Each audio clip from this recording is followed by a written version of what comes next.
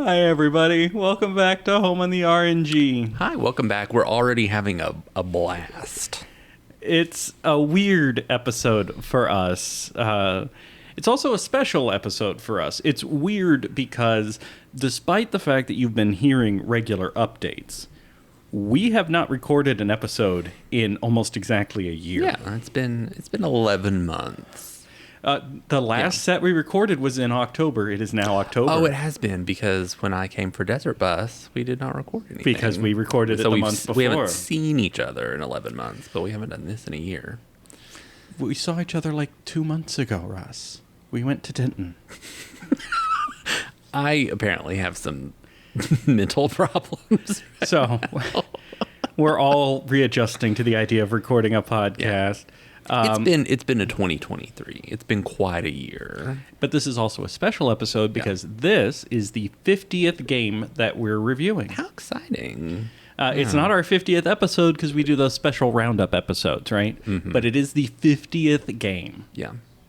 What if this was only the 50th game you had ever played in your entire life? I would have had a lot more free time over the years. Probably would have gotten a lot more done. How are you, Chris? How's your 2023 been? Oh, it's fine. How's your mom? She's fine. Good. Good. She just retired again, so not working. Excellent. Yeah. We needed to ask because for those who didn't hear the little message we put out about timing, the reason we haven't recorded in a year is the reason we've burned through our backlog is because, and you don't mind me sharing, right? Absolutely not. Russ's mother got breast cancer. Yes. She did. Which was... she's doing great now. Which is why we're back doing this. Exactly. It's fantastic. Also, my mother got breast cancer. They decided to do it at the same time. So we were worried about Chris's mom. Yeah, she's fine. Good. Everybody's fine. My mother is also fine now. Yeah, so it's good. Everything's good now. But we are not here to talk about breast cancer and how women should get themselves checked, and please take care of yourself. They should get themselves checked. Regular annual mammograms. Yes. We are instead here to talk about wild arms. Yay. And aren't those arms wild? Weren't there some really wild arms in this game? I'm starting to feel like Russ hasn't played the game. Those arms were wild. He's like, I am just going to make up information based on the title. I mean, not for this game, but maybe for future episodes. This one I am adequately familiar with. Well, let's engage with your adequate familiarity and talk about our personal history.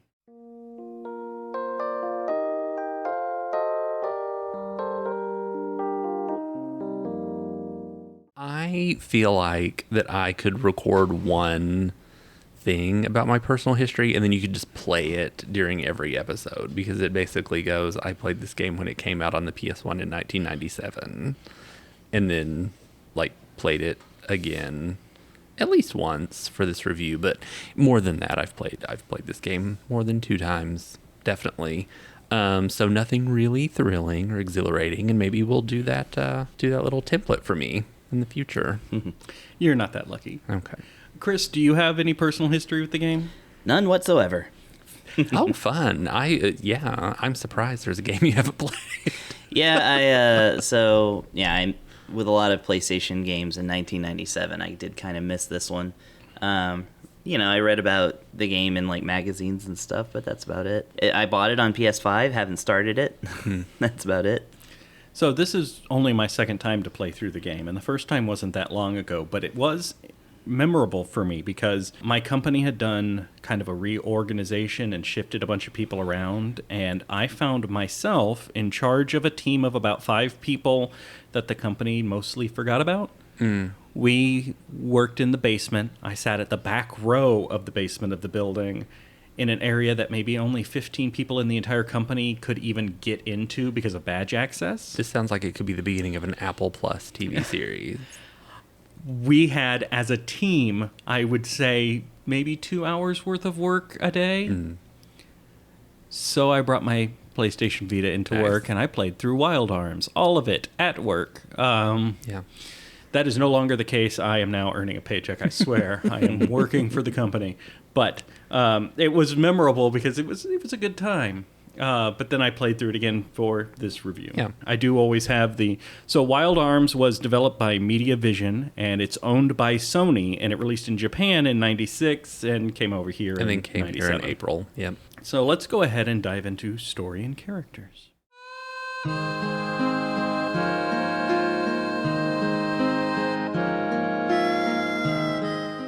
holding a puppy in one hand. I don't know how I'm going to... There we go.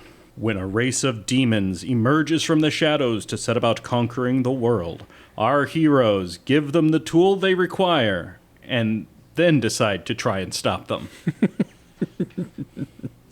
And they have some wild arms. Oh, God.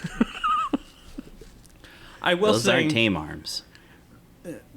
The majority of what I'm going to say about the game is going to come from the same viewpoint. If you remember, when we talked about Suikoden, I talked about how it felt like it was a game that was developed for like the Super Nintendo and then got moved to the PlayStation because it had a lot of artifacts and stuff from that era.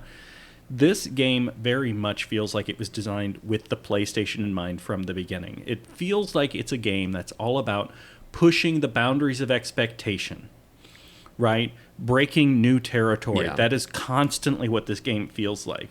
And that's one of the reasons I really like the story of this game. Because about the time when you really think you're at the end of the story, you've learned all the spells you can learn, it feels like you're coming to the end boss. Turns out you're at the halfway mark. Yep. The story continues to go. All of a sudden, there's a whole newer tier of spells. Mm-hmm. Like, they really psych you out with that. And then opens up the other half of the world to you. Yeah, for that first half, it turns out you're only exploring like an inner ocean. Yeah. And then all of a sudden there's the outer ocean. Oh, the Dragon Quest style. Correct, exactly. And those hidden spells that you mentioned are that, yes. I remember when I first played the game, that being a profound sort of thing. Yeah, the game is really building to psych you out. Yeah, where it's like, exactly. oh, the end is coming. And it feels like a good ending, right? It feels... So this is about a 30-hour game. Mm-hmm. And at about the 15, 20-hour mark, it feels like it's ending. And based on the games of that time, that's actually a reasonable length, mm-hmm. right? But again, it feels like, well, we're on the PlayStation. Let's do more. Here's a whole second game. I understand what you're talking about pushing the boundary, because I always felt that it seemed like it started out as more of like a Super Nintendo game, and then they're like, oh, we're putting this on the PlayStation and on a CD, and that kind of thing. And then they started pushing the boundaries with like the battle system, which I know we'll get to, and the level of story. Everything like that. There are some elements in the story that that remind me of other games. Now, I know these other games came out later, and it's very probable that the creator of these other games wasn't using Wild Arms as their inspiration. But I couldn't help but mentally feel a connection between, for example, the big plot is these demons who are from another world trying to resurrect their mother, who then wants them to conquer this planet. It is giving Genova of Final Fantasy VII, right? I wonder where that very came from. strongly. But also, frequently throughout the story, it cuts to cutscenes where we just see what the enemies are up to. Mm-hmm. The enemies having conferences, the enemies having plans. This is very uncommon. We saw it a little bit in Final Fantasy IV. Yeah, we saw it in Thousand Arms. Yeah. One of the only good things about Thousand Arms. So it's Where were the 1,000 arms, by the way? I did not count 1,000 arms. The biggest complaint I had when it comes to this game in general, and specifically about story, it felt very much like early Dragon Quest to me, in that there were often times where I had no idea where to go next or what I was trying to do, mm-hmm.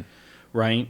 While I knew my goal in big terms, I would frequently find myself unsure where I was supposed to go next. There's a moment where I had to reference walkthroughs multiple times to figure out, okay, what am I actually supposed to do? Where am I supposed to go?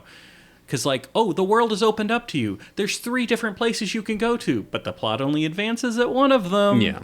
Mm-hmm. So I appreciated they hadn't really mastered it yet, but the Wild West theme of the game, I mean, it is a fantasy RPG, and you're fighting monsters, and you're using swords, and you're using spells, and all of that. But there's a Wild West component to it, where the land is barren, and the land is dying, and you're kind of trying to eke out a living on the frontier. And there are people wielding guns. Yeah, people have guns. There's Calamity Jane, who should have been a party member and is a party member in the PS2 remake, but should have been a party member in the original game. And I think it's interesting how it combines the more traditional fantasy stuff with like a Western sort of thing. It wouldn't be till Wild Arms 3 until they like really got a handle on that. But the groundwork is here, and I really appreciate that. Did you want to talk more about the characters? Well, sure. What I would say about the villains, first, I found this to be kind of like playing an anime. I was getting really into anime for like the first time in 1997 when this came out.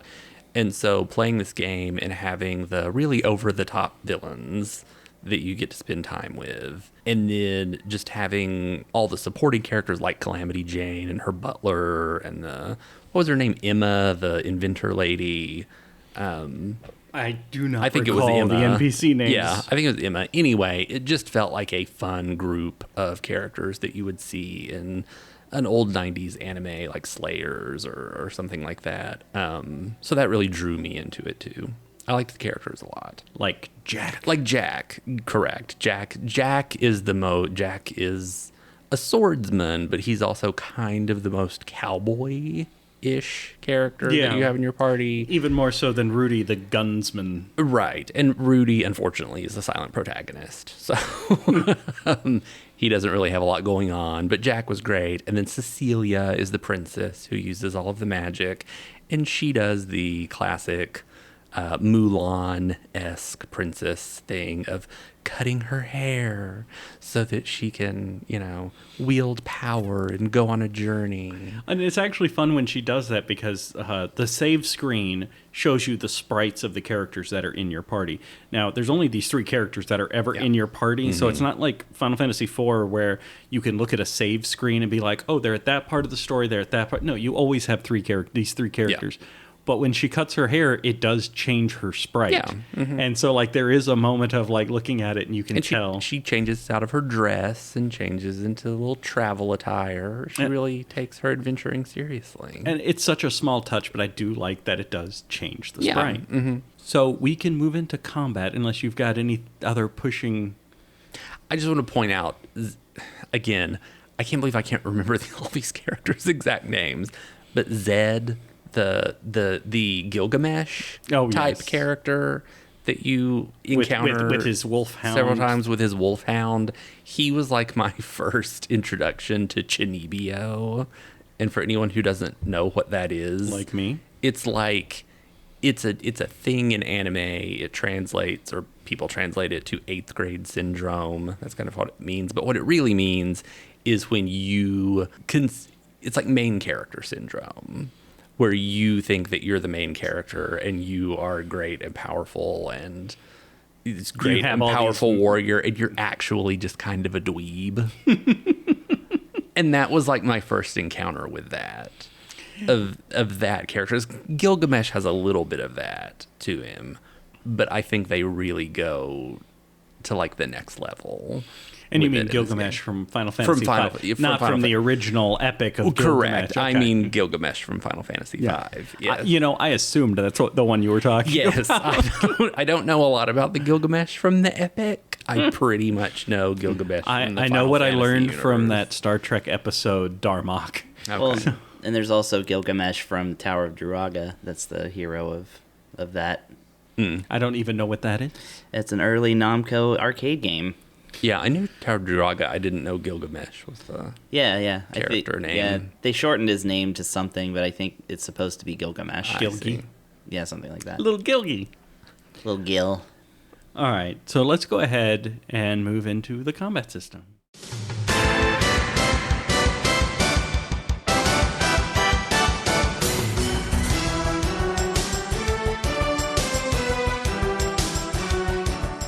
For those who haven't played this game, the easiest way to picture the combat in your head, and I know this is going to set Russ off, and that's fine. I am perfectly happy to set Russ up. Are you ready for me to scream into the microphone? Well, no. I just know you have things to say on this topic, Okay. so I'm going to lob this softball up.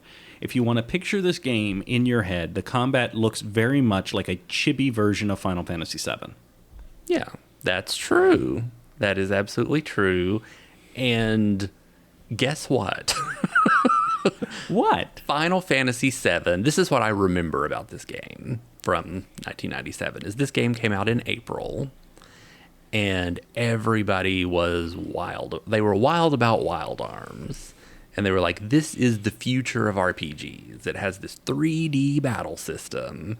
So the exploring and everything happens on a 2D plane, like you would see in a Super NES game. Then they switch to the battle system, and you have these little chibi versions of your characters, but it's all in 3D. The enemies are all in 3D, and all the spell effects and all the special skills and everything are all in this 3D. And all the gaming magazines and just all of the chatter about this game was like, this is the future of RPGs. Look at these beautiful dynamic battles, which is nothing compared to graphics today, but back then they were like, this is what RPGs are going to be from now on. And everybody was so pumped about this game in the summer of 1997. And then in September of 1997, we all went back to school and Final Fantasy VII came out. And nobody talked gave about Wild Arms one again. crap about Wild Arms after Final Fantasy VII. Which And is a it's shame. Pre-rendered backgrounds, and it's chibi 3D characters in both, field play and combat. Yeah, and I like Final Fantasy VII. I know we've probably talked before. I like Final Fantasy VII. It's not my favorite. It's fine. Yeah, but I always kind of have a sore spot for Final Fantasy VII for like taking away the momentum of this game, because I really like this game and I think it's I feel special. like with Final Fantasy VII, it was kind of a double-edged sword, because it's like, it took away from the earlier PlayStation RPGs, but then RPG fever happened in the US after that, and from that we got so many more that we probably wouldn't have otherwise. That is true. Final Fantasy VII was so many people's first RPG. Oh yeah. We're like a year away. And I don't want to turn this into a Final Fantasy VII episode, but No. I have a. It's in the middle of the first 10 for me. yeah. We'll talk more about it when we actually review it, but I think the reason it was so many people's first JRPG is because they had a very strong advertising campaign behind it, right? And they showed these cutscenes and they showed this action, and Including spoilers. Yeah. and a lot of people who weren't used to playing JRPGs were interested by what they saw in the commercials. They played it and went, oh my God, there's so much story and characters. Yeah. This is unlike any video game that's ever come out, except for every other JRPG. Exactly. That you never played. Anyway, sorry. No, we're not here to talk about Final Fantasy VII. We're not going to let this review take away from Wild I just Arms. feel that like this I mean, this game has a great story and fun battles and everything like that, but it's just not as flashy. I do like, especially for the combat, the three characters have three very different contributions to battle, right? You specifically have one magic user, you have one person with sword abilities, and then you have this person with various guns and gun abilities, like bazookas or shooting lasers that hit multiple enemies, so on and so. Basically, Just like the real Old West. yeah. Exactly. One magic Bazookas and user, laser one guy guns. with swords, one guy with bazookas, lasers. See, I and love the mishmash of all of that. the anachronism. Yep. The battle also does, whenever there's a critical hit, the camera does like zoom in, slow-mo, replay, action, And different that's angles. what everybody was talking It's- about. They're like, this is the dynamic battle system of the future. It really makes your critical hits seem really awesome. Also, I could never figure out exactly the mechanic that was triggering it, but occasionally your characters counterattack. If they feel like it for some reason. Yeah. I'm sure there's a mechanic or a stat or something that determines this, but just sometimes they counterattack. It's just a nice surprise.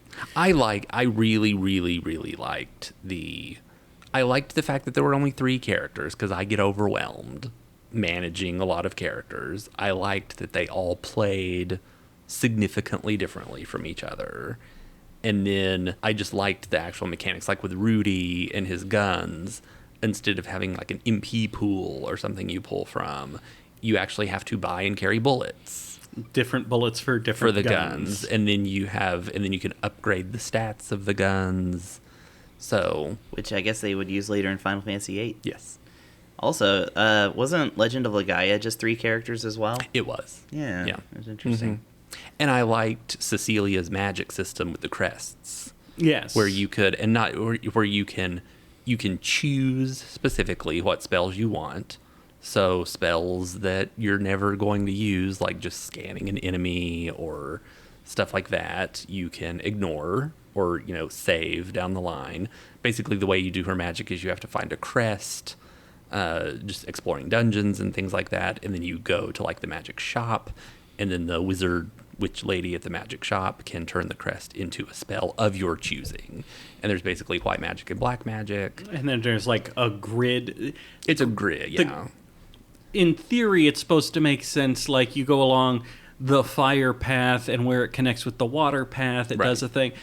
Luckily, the game doesn't make you question it, right? Like, the game very clearly spells out, if you put a crest in this spot on the grid, this is the spell you're going to get. You can name it whatever you want, but this is the effect it's going to have. They tell you what it's going to do, and the best part of it is that you can dissolve the spell back into a crest for free at any time that you want. And then you can just go choose a different spell. Literally zero cost to experimenting. Such a great quality of life thing for a game from 1997. Love it, love it, love it. The last thing I have in combat section is force. Yes. And this is a mechanic that we've seen a couple times. The first one that comes to mind is Skies of Arcadia, where as combat goes on, your characters build up force points. You mean like limit breaks? Sort of like limit breaks, by dealing or taking damage. And then as your force powers go up, you have access to force skills. You can, 1 force point does this, 2 force points does that. And that's pretty normal. What I think stands out here is it's a maximum of 4 force points. And when you hit that 4 force points, that character is instantly healed of all status effects, in addition to you now having 4 force points, which helps get you out of... We've all done it. As JRPG players, we've all been locked in this cycle of, I'm asleep, I'm frozen, or whatever it is. I can't interact with this combat. I am just sitting here watching my characters get wailed on until either something good happens or they die. Yeah. And the force points let you break out of that because, oh, nope, all status effects healed. Yeah. You're mine now, just sucker. Another great quality of life thing for such an old game. Yeah. Yeah, so, I thought the combat system is quite fun. Let's go ahead and talk about something that this game has a lot of, which is... Arms? No, that's Thousand Arms. That is Thousand Arms, yeah. This just has uncontrollable arms. Yeah, this one just has the fun arms. Oh, God, I'm feeding into your bit. No, we're going to go talk about innovations.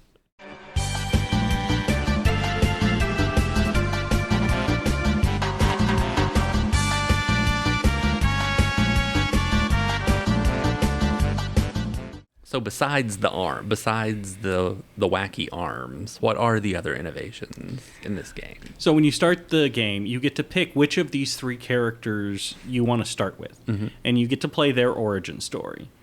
You can experience all 3 characters' origin stories in one playthrough, but this idea of picking your starting character is kind of cool. Yeah, true. There are frequent stat boosting items and items that double your XP. And if you are intelligent about using those XP doubling items, you can level like a madman. Yeah.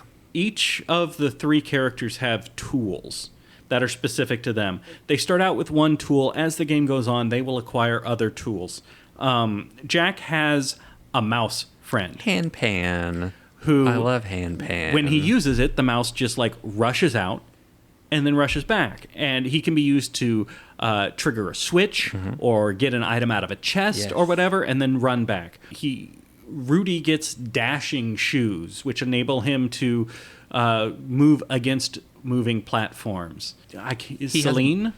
He has bombs. Cecilia has A time stopwatch. rewinder. Yeah, she can rewind time. She has a magic crystal.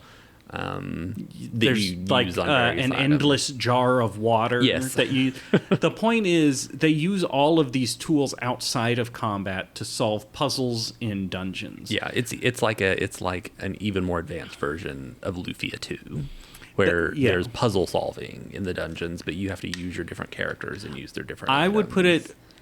It's even better than Golden Sun, but I would compare it more to Golden Sun because it is more like Golden Sun. Except Golden Sun had the same abilities in and out of combat. Yeah. Right? This has just outside of combat abilities. But it really makes the exploration more fun because, it does add that puzzle solving element, and there are the occasional dungeons where your characters get split up and you have to figure out, okay, who needs to go to which version, which area of this dungeon based on the tool set that they have.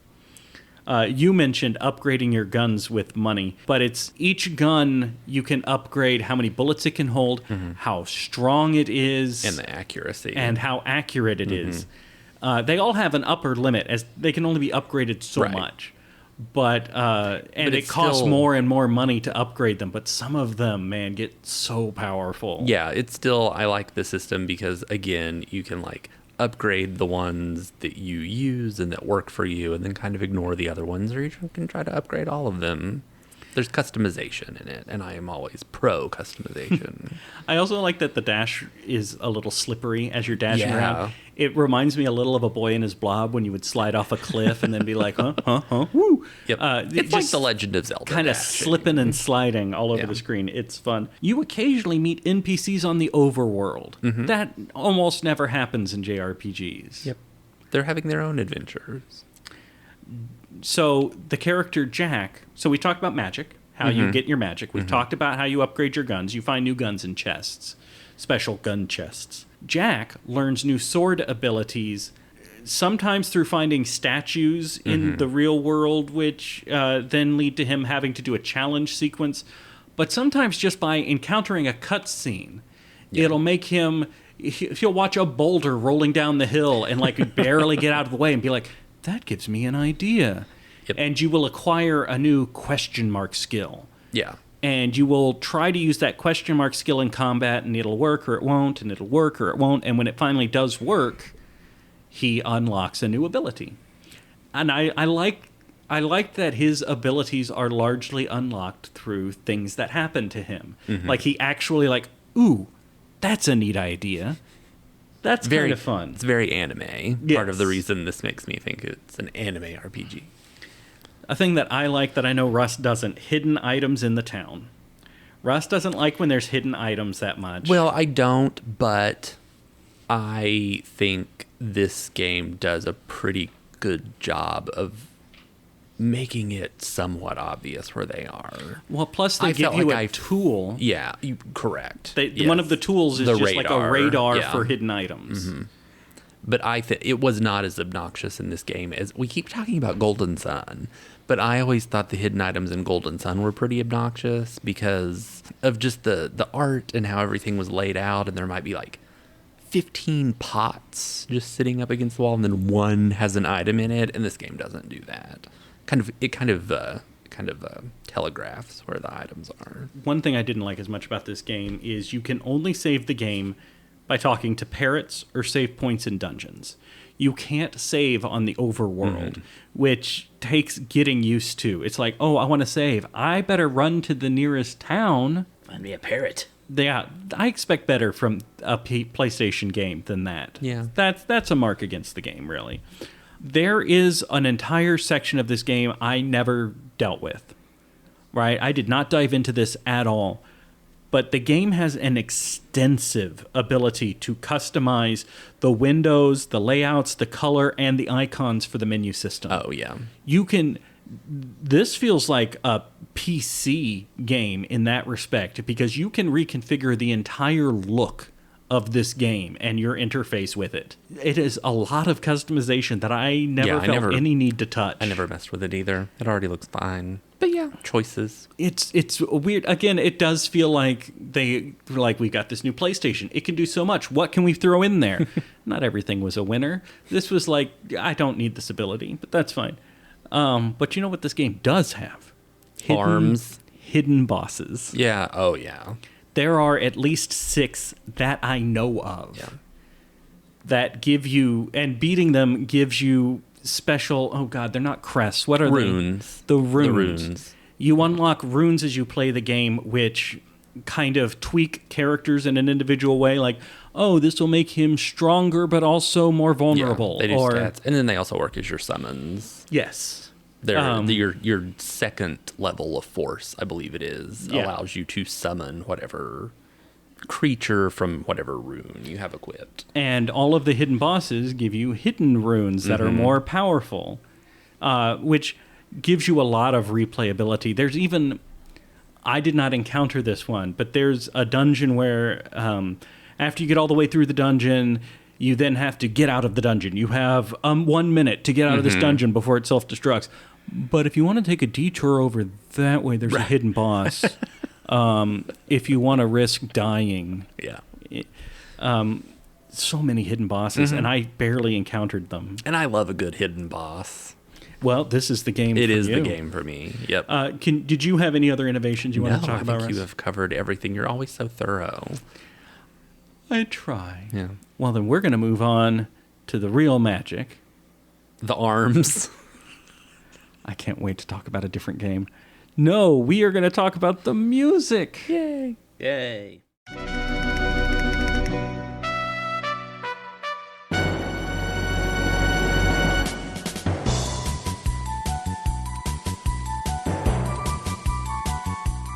So, yes. Chris is back with us, and he is here to talk music into your earpieces. Hello. So I'm talking about Wild Arms, which is, it's funny to talk about the music from a video game you've not really played, but we're going to do it anyway. So, but that's the one thing, though, is that fortunately with Wild Arms, the soundtrack kind of, its reputation precedes it. So yeah, this soundtrack was done by can't read my own handwriting. Michiko Naruke, who is known for Wild Arms. Good for her. Yeah, she is. She did start doing like Telenet games, which those are also known for their soundtracks. But a lot of that stuff is kind of like wasn't really as accessible to U.S. audiences. If you scroll down the list of like games that she did for before this, you'll recognize Valis 3, for which she did some arrangement, not even like the composition I love or anything. Valis. Yeah. She arranged some stuff for Valis 3. It wasn't, again, she's not the actual composer of that game. Maybe the best Valis though. So Oh, that's good. She worked on Psycho Dream, which I don't remember if that came out here or not. But, that, to my knowledge, did not. I know it's on the Switch eShop now, but Yeah. it's Japanese. Yeah, and I have it on my Genesis, but on a flash card, so I don't remember.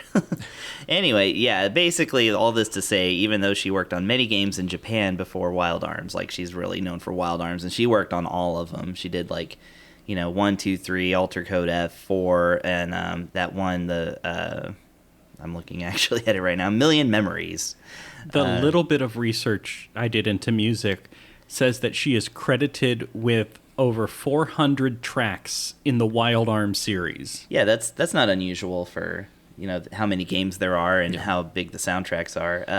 It's a pretty hefty soundtrack, and but yeah, like I said, the soundtracks to these. And I had a thing pulled up that I was going to compare her to Jun Chikuma, who is the Bomberman composer and is known for little else outside of that. So it happens that one composer kind of gets into one series, and well, she is the composer for the new, I can't pronounce it for the life of me, the Suikoden spiritual successor. Well, yeah. The Eiyuden Chronicle. Eiyuden Chronicle 100 Heroes. Yeah, along with Motoi Sakuraba, who probably did more, knowing him. Just because, yeah, dude never stops writing music even to eat. Anyways, yeah, so the main thing about Wild Arms, and again, this is why this adds really to the reputation of the games, even for people who haven't played them, is that they're among the only JRPGs to like completely mix being a JRPG soundtrack with being a Western movie soundtrack. The Ennio Morricone like vibes are all over this piece. In fact, she apparently directly references an Ennio Morricone. Sorry, I'm terrible at that guy's name. Track in the intro track, which is To the End of the Wilderness, which I have heard many times. Oh yeah. That one features whistling, which I did not realize was live. Actually performed by a person. Interesting. Wow. Yeah. That's some good whistling. Yeah, I always thought it was like a MIDI thing. Yeah. But, Welcome to CD soundtracks. Apparently. well, I mean, But yeah, Naoki Takayo is the whistler. And maybe that person whistles elsewhere in the soundtrack, because there is whistling in this one. Soundtrack has a lot of acoustic guitars. I'd love that to be on my resume, just whistler. Right. Yeah, professional. And I whistler. love that opening. That opening soundtrack is almost on par with like the Lufia one. Yeah, It's just like recognizable and good. It's really good, yeah, and it's got that anime to it, which was made by Madhouse, which I love Madhouse because they made Trigun. Love Madhouse. Yeah, the original Trigun, not this new crap. Yeah. Anyway, that's a whole nother thing. I'm just watching Russ and Chris have a moment here. But yeah, Watch original Trigun. yes, do it. So like that intro theme, really well known. Battle music, I think it's called Critical Hit, is really good. And like I said, uses a lot of kind of Western instruments all throughout, but it still maintaining that JRPG-iness of it. Like it's unmistakably an RPG soundtrack. But like for instance, there's a sad theme from Anxiety to Impatience, which features a sad harmonica. Which I know exactly which one you're talking about when you Yeah. said harmonica. the sad harmonica song. Characters get their own themes, which I always like. I enjoy a game that gives characters their own themes. I don't know the characters, but I did pick out a couple of my favorite themes, which was Migrant Bird of the Wilderness, which is Ruby's theme. And also, I like it not only for the song, but for the title. Not just any kid, but a lady! Exclamation point, which is Jane's theme.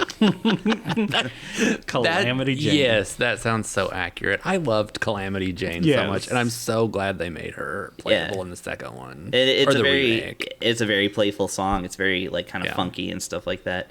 And yeah, past that you have your usual, overworld theme, town themes, which are pretty cool. Just like, again, I can't pick out any game moments that stand out because I have not played the game, but the soundtrack is definitely really high quality. Yeah. And like I said, throughout the whole series, you'll see, that kind of mix of like acoustic guitars and mandolins and things like that with, JRPG synths and like orchestrations and stuff like that. And again, we do have Michiko Naruke to thank for that. I hope she's doing well. Me too. Maybe she's working on... Well, I guess she is working on the Eodian Chronicles. Yeah. I wonder how many arms she has. Oh, God. I can't wait for this review to be over. Speaking of, let's go to final thoughts.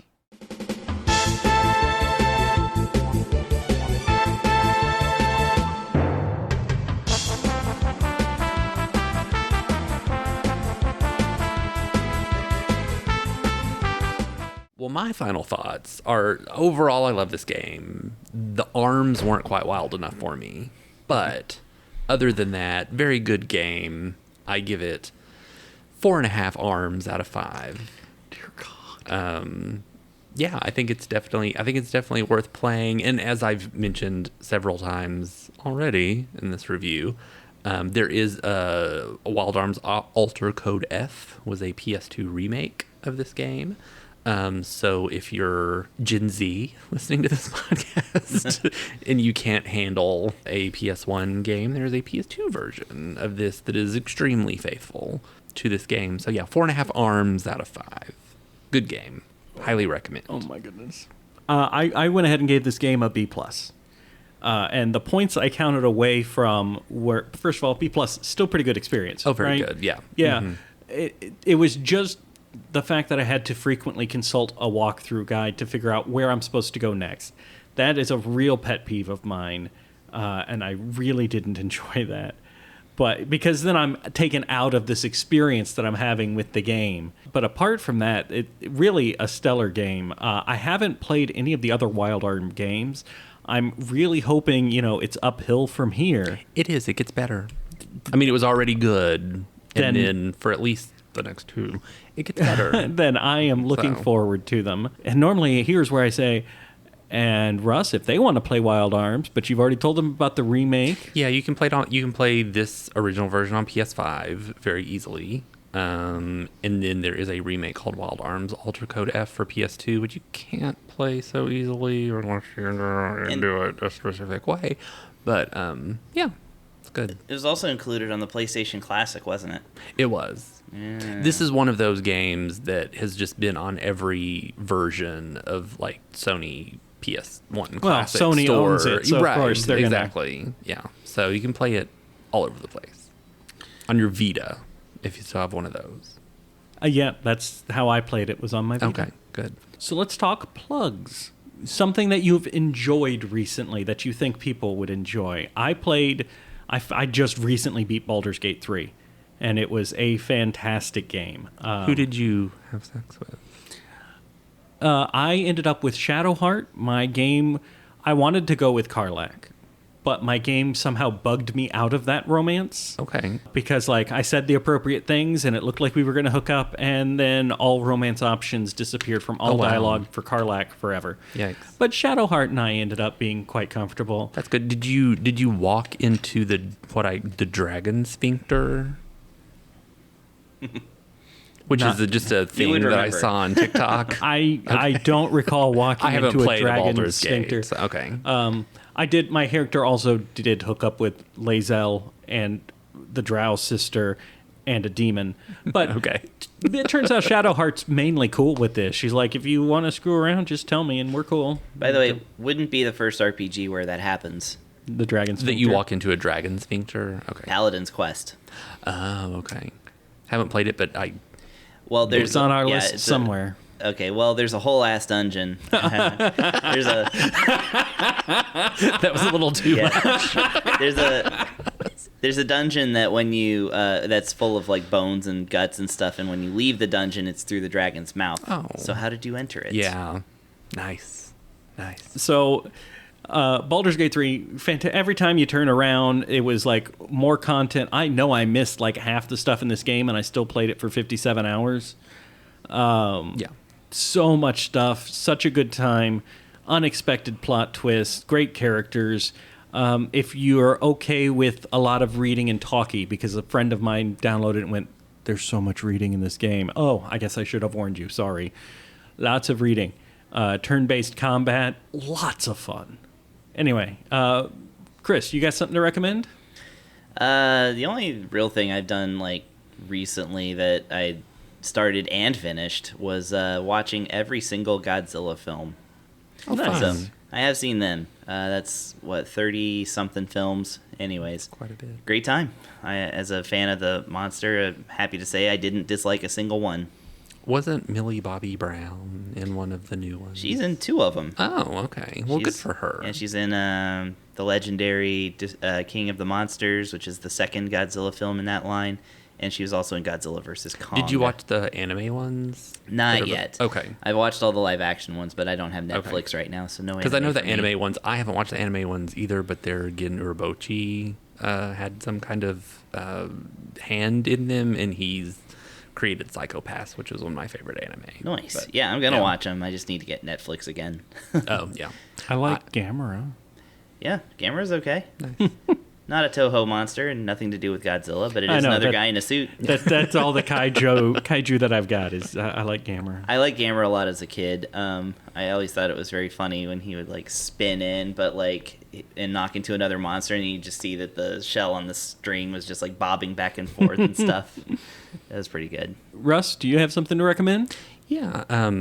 I kind of just recommended Psycho-Pass for a minute, but that's not what I was going to say. Another anime that I watched since the last time I was here, anyway. I watched my first Gundam which was The Witch from Mercury. Very good. All it took after 40 years of Gundam for me to watch one was lesbians, and they were good. They were good lesbians, and it was a very good show. And I'm thinking about going back and watching some old Gundams now. How were their arms, though? The arms were actually great. Excellent. Were they wild?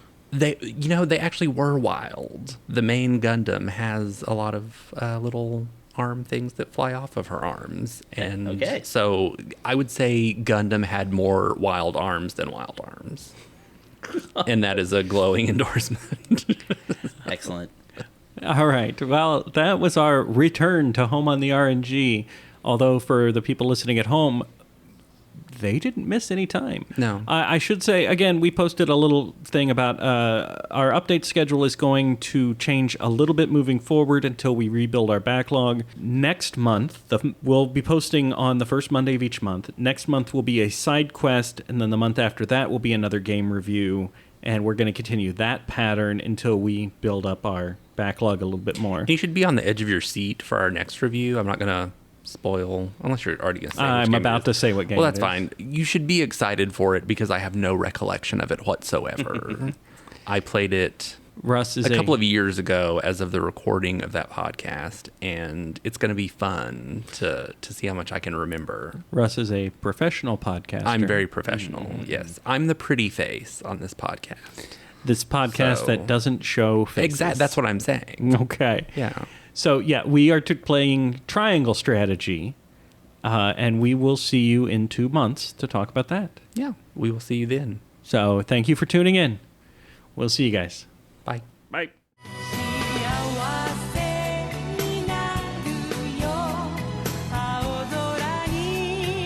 Home on the RNG is a presentation of Mad Centaur Productions. You can find Jeff on YouTube at youtube.com/Centaur Productions or on Twitter at Jeff Centaur. You can find Russ on Twitter at RussMac25. You can find Chris on Twitch at twitch.tv/LiarExaggerate or on Twitter at EnrichFlavor. Thank you for listening, and remember to save your game before powering off this podcast.